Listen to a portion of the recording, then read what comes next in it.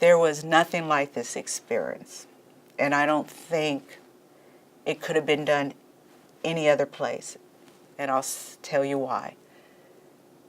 Savannah, Italy is a small little community, a medieval village with a population of probably that many, because as soon as you land and you walk through this little village, all of 2 streets, you feel something that I have forgotten as a youngster growing up in a small town in Iowa.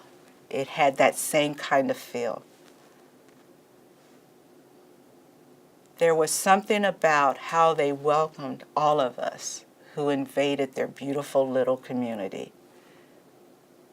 And that was one with a warmth that I hadn't felt in ages.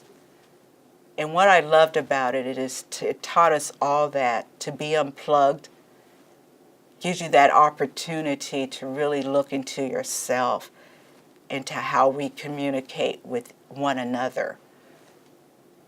And that is why I would tell anyone it's worth going to, because you will get so much more out of it than you can even imagine.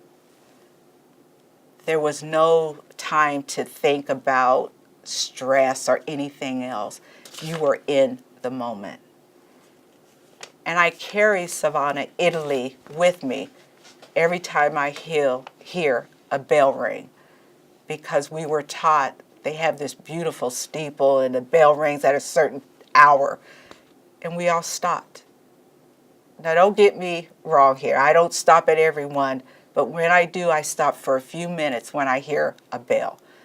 And it takes me into me and my thoughts of, who have I offended today? And if there was anyone I offended, then I realize I haven't kept the civility promise. And that weighs heavily. But I also learned something else while I was in this CLE. You can always make it up the next day or in a few minutes by just picking up the phone and say, you know what, I didn't treat you well, and I apologize. I believe that's what the civility promise was all about. And would I go again? In a heartbeat. I found it heartwarming, and I still think about it 2 years later. The best experience of my life.